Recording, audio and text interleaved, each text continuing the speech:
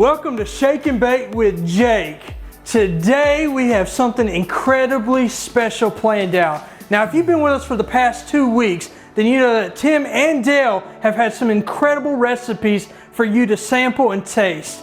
And today we're going to talk about something so incredibly important to me. We're going to talk about this idea of fun.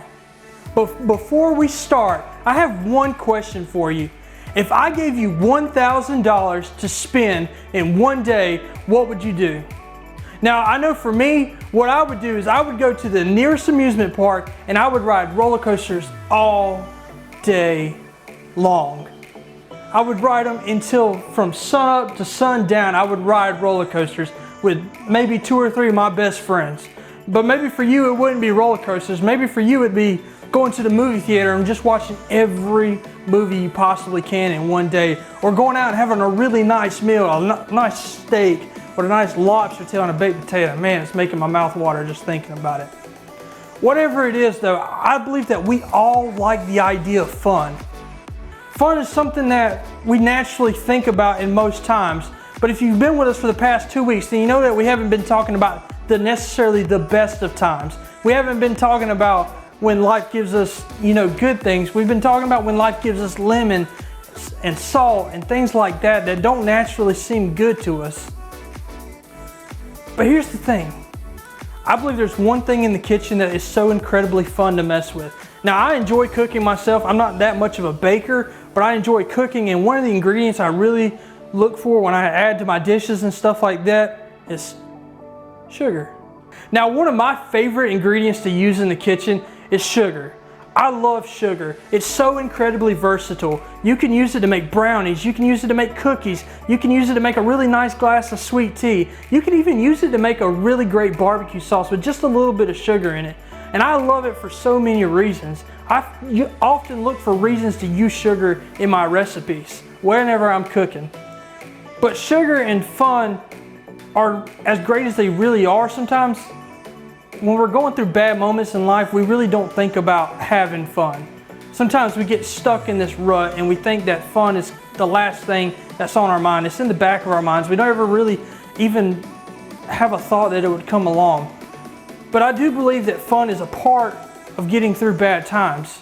Now, I'm not saying that fun makes difficult things disappear, because if it did, I would be riding roller coasters all day long, listening to the Dave Matthews Band the entire time.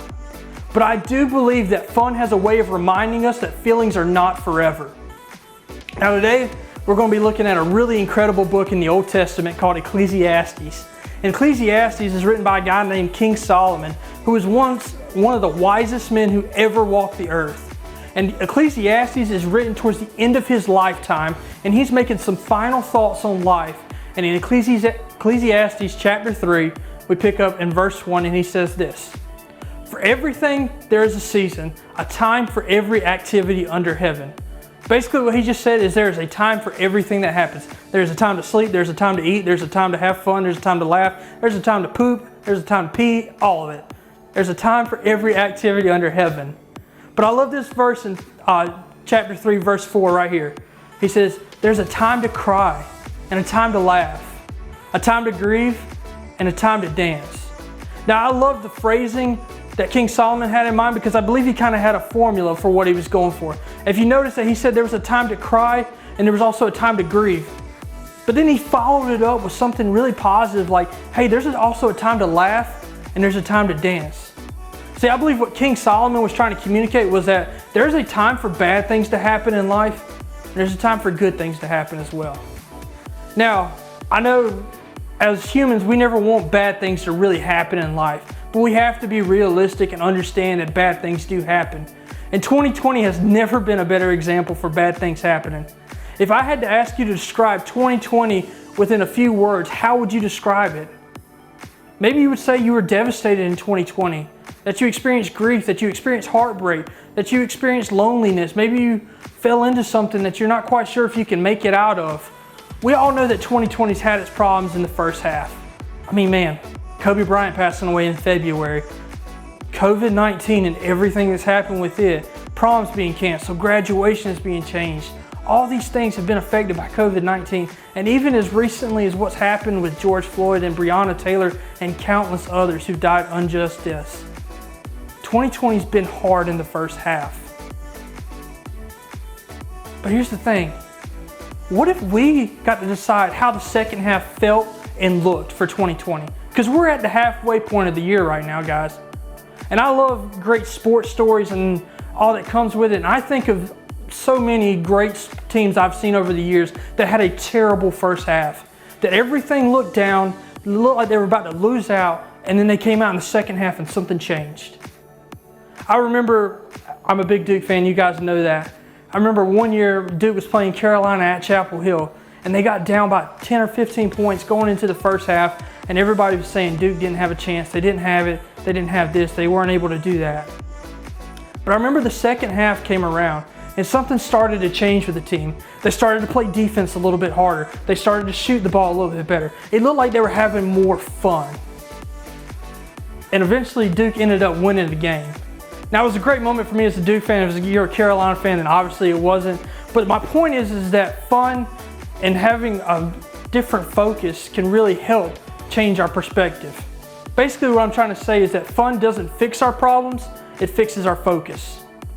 When we learn that fun isn't necessarily everything that's going to fix what's bad happening, but we can use it instead to find an escape and be able to enjoy life in the moment, even when things do look hard, then we can really learn that, bad things do happen, but good things happen too. And because good things do happen, we got a reason to keep on going. We got to keep a reason to keep on living. 2020, I promise you guys, isn't going to be the end. We got a second half of 2020. If we can change our perspective, I really believe it still could be great. But as I get ready to close out, I got one final question for you. What are some ways you can have fun right now? Now, obviously, we can think of a million ways to have fun like we did earlier, and some of them are really great and healthy, and some of them, guys, let's be honest, aren't great and healthy. I mean, the Bible tells us that everything is permissible, but not everything is beneficial. So I would encourage you to find people that are great at having fun, godly, trusting adults that have fun, and ask them what do they do to find an escape. Maybe they say they read books, or they listen to music, or they jog. And talk to those people so you can find your own escape when moments come, those bad things in your life come.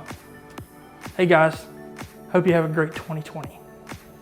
So as we talked about, sugar is incredibly versatile, and one of my favorite things to make with sugar is ice cream. So let's get ready to make some right now. So what you're going to need is sugar, obviously, salt, half and half, vanilla extract. You're going to need one size of quart freezer slider bags, and then another size of gallon bags, and then you're also going to need ice to help freeze the ice cream. Now the first step is this. In a small resealable plastic bag, combine the half and half, the sugar, and the vanilla extract, and once you got them all combined together, push out the excess air and seal them in the bag.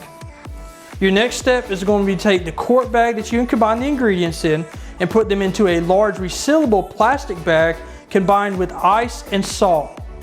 Place the small bag inside the bigger bag and shake vigorously for 7 to 10 minutes or until the ice cream has hardened.